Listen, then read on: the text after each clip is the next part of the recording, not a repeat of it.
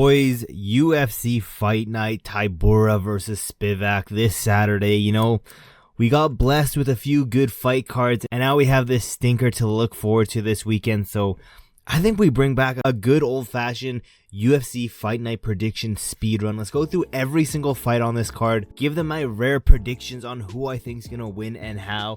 We're going to speedrun this shit because, like I said, this card's a little bit of a stinker. Maybe we've been blessed a little bit too much. I guess it's just too much to ask for some basic, you know, decent UFC fight cards. It is what it is. Let's move over. Let's speedrun this thing as fast as we can. Women's strawweight division. We have Stephanie Luciano taking on Talita Alencar, crazy ass name regardless. Stephanie, 5 wins, 1 loss, 1 no contest. Talita, 5 wins, no losses, 1 draw. They drew to each other on Dana White's Contender Series. Now, Stephanie, height and reach advantage. She has 2 KO wins, 0 submission wins, and 3 decision wins. All of her 1 losses come from decision. You know, last fight was a draw against Talita. Talita, on the other hand, 0 KO wins, 3 submission wins, 2 decision wins. She gassed out in her fight against Stephanie. She won the first 2 rounds, gassed out, and then Stephanie got that 3rd round, 10-8 round, making it a draw. And, you know, Stephanie fights a lot like a girl Nate Diaz. I'm not gonna lie, she has that dog in her. Because of that, I think I'm going to pick her to win this by a decision win. Talita, on the other hand, she has improved her cardio. She has fought since that draw, unlike Stephanie. She's won her last fight. It went to all 3 rounds. She looked a lot better, but, you know, I think Stephanie just has that dog in her. It's women's MMA. It's low-level MMA. Give me Stephanie by a decision win. Moving down featherweight division, we have Youssef Zalal taking on Jarno Errens. Now, Youssef, 14 wins, 5 losses, 1 no contest. He has 4 KO wins, 7 submission wins, and 3 decision wins. All of his losses came from decisions. Currently on a 4-fight winning streak. He is a smarter fighter. I think he's also the more well-rounded fighter, where Jarno, on the other hand, he does have that height and reach advantage. He has 3 KO wins, 5 submission wins, and 6 decision wins. This man has never been KO'd before. He has some good striking, but what I think is going to be his downfall, he overthrows. When he's striking, you'll see a lot. He'll just throw everything in a punch and overthrow and overextend way too much. Because of that, I think he's going to overextend in one of his shots. Youssef will get it to the ground, and to be honest, I see a Youssef submission win. Give me Youssef submission win by Jarno, overthrowing his strikes in the 2nd round, mid-2nd round. Moving down heavyweight division, Jhonata Diniz taking on Karl Williams.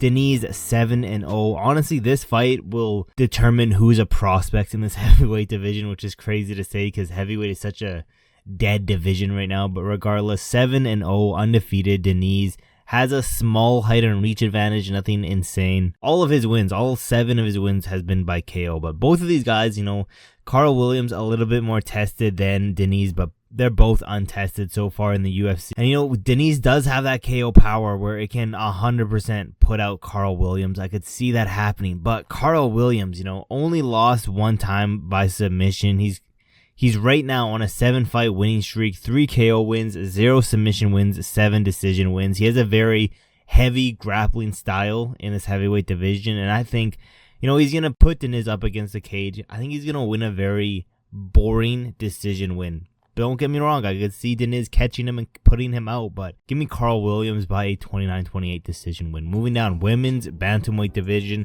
Rosa taking on Pannie Kianzad. Now, Rosa number 8 in the division, Pannie number 11. Rosa 17-6 with 4 KO wins, 2 submission wins, 11 decision wins. She's 2-3 in her last 5, not the greatest record. She's never been KO'd, and she's kind of, you know, I hate to compare it to this, but she's kind of like the Max Holloway in this division. Has a stupid amount of volume, good cardio, just no real like power to her shots. Pannie, on the other hand, 17 wins, 8 losses with a very small height and reach advantage. 3 KO wins, 0 submission wins with 13 decision wins. She's currently on a 2-fight losing streak. She's lost by KO, submission, and decision. She's a decent pure boxing, but at the end of the day, she's on a little bit of a skid right now. Both of these girls aren't the best, but I think Rosa is just going to be a little bit better. It's women's MMA. I don't think it's going to be anything spectacular. Give me a decision win for Rosa, probably 29-28. I could see her losing one of the rounds, but moving down to welterweight division, Johnny Parsons taking on Kinoshita. Damn, I'm terrible with pronouncing names, but it is what it is.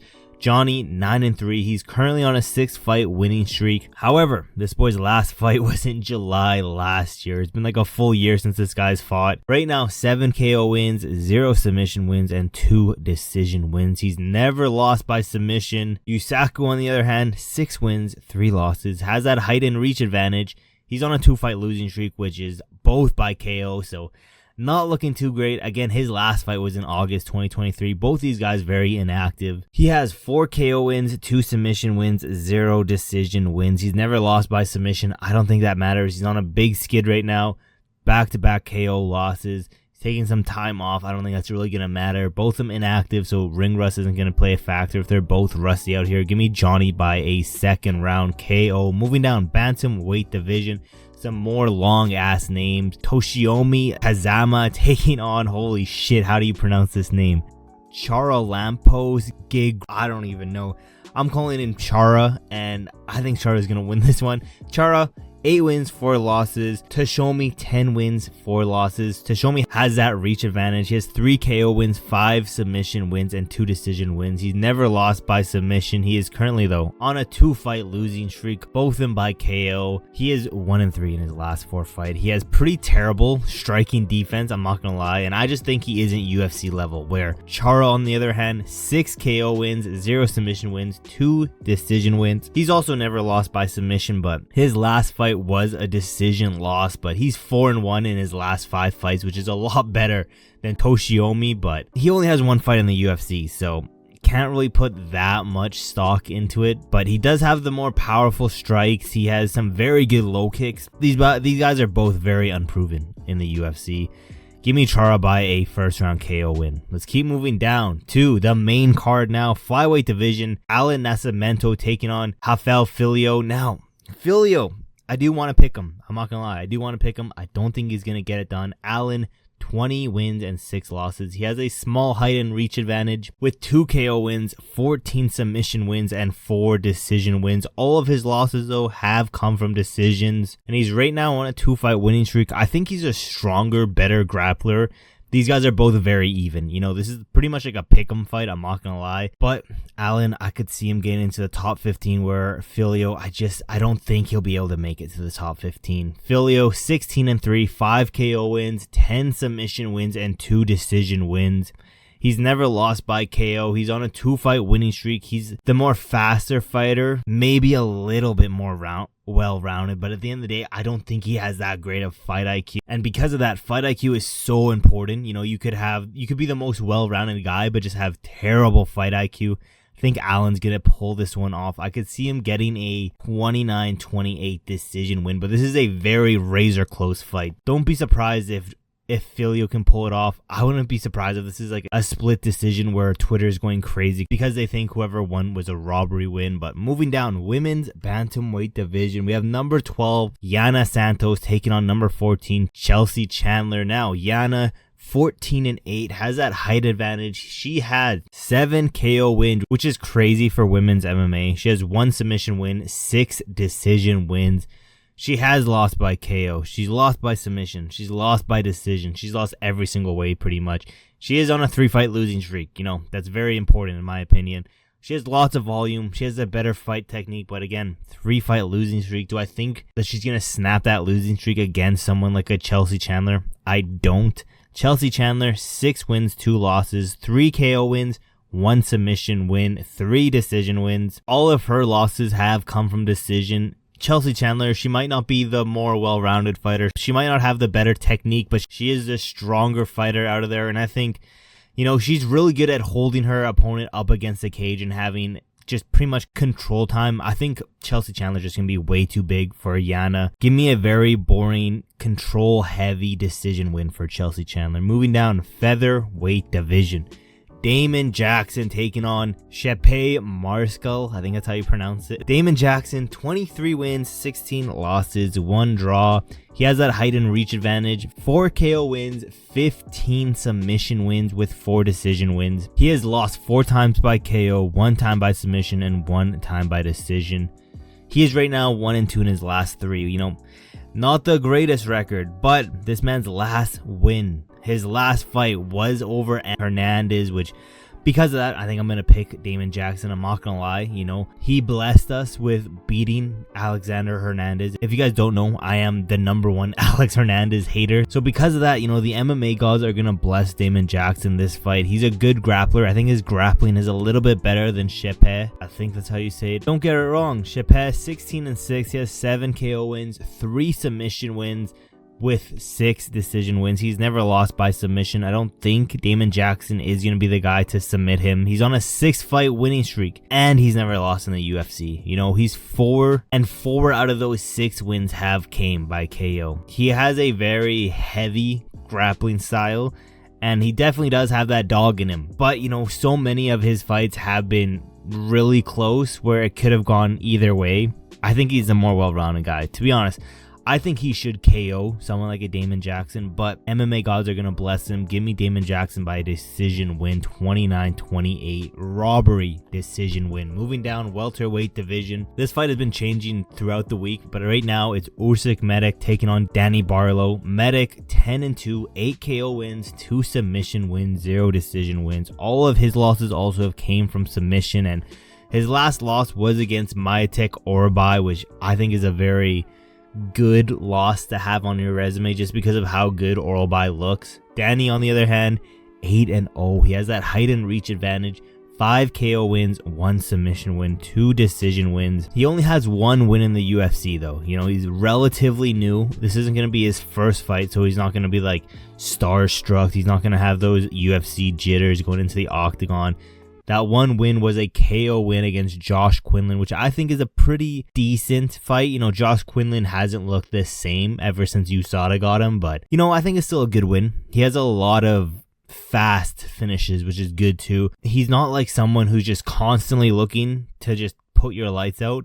He's definitely more patient than just rushing to get that KO win. And because of that, I think it's going to be a very patient, outpointed decision win. I don't think he's going to put out Medić, to be honest. I think it's going to be a 30-27 where Danny just outpoints him, keeps him at range, and just like outboxes him, to be honest. I don't think there's going to be much on the ground. I think it's going to be a lot standing up. And yeah, let's finish off this card. We have the co-main and main event left. Bantamweight division co-main event. Chris Gutierrez taking on Javid Basharat. Now, Basharat kind of disappointed all of us his last fight, but Chris Gutierrez, 20 wins, 5 losses, 2 draws, which is crazy. He has 9 KO wins, 1 submission wins, and 10 decision wins. He's never lost by KO. You know, he is 1-2 in his last 3, not looking the greatest, but he has some good takedown defense. He has good kickboxing, but I've noticed this man fumbles, this man folds when it's like big moments like this. When he's up against a very high up prospect, it's almost like he has negative fight IQ. I'm not gonna lie, Chris Gutierrez, once it comes to the big moments, man folds. So Basharat 14-1, he has that reach advantage, 5 KO wins, 6 submission wins with 3 decision wins. His last and only loss was a decision win where it was just bad fight IQ. I think he's gonna improve a bunch in this next fight. He has good footwork. He is the better fighter. He has had that terrible fight IQ in his last fight, but I think he's going to fix that one. This is the biggest fight of his life right now. This is the biggest fight he's gotten. Best believe he's going to show, hopefully, a new version of himself. Give me, I want to say submission win. I'm looking at a submission win here. Give me Basharat by a 3rd round decision win. It's going to be somewhat competitive in the 1st and 2nd. Basharat is definitely going to be winning those rounds, but in that 3rd round, submission win for Basharat. Moving down, the main event. I'm going to keep this very, very sweet. This is the rematch. Tybura did win their first fight. Now, Tybura and Spivac, to be honest, they haven't improved at all in years. They've been the same guy. There has been 0 improvement from them from 2020 till now. They're just fat, old heavyweights that, you know, like I said, heavyweight's a mess right now. You really don't have to be that good to be ranked at heavyweight, but Marcin Tybura 25-8, Sergey Spivac 16-3. They have even height and reach. I think it's gonna be a very boring decision win for Marcin Tybura. You guys have to let me know in the comments below. You guys excited for this fight card? I mean, yes, there's a few good fights here, but let's be realistic. This is a stinker fight card. I'm debating going live and live streaming these fights, give you guys a fight companion, but I don't even know how excited I am to watch these guys. But if you guys made it to the end, let me know. Do you guys want a fight companion for this week's UFC Fight Night card, let me know.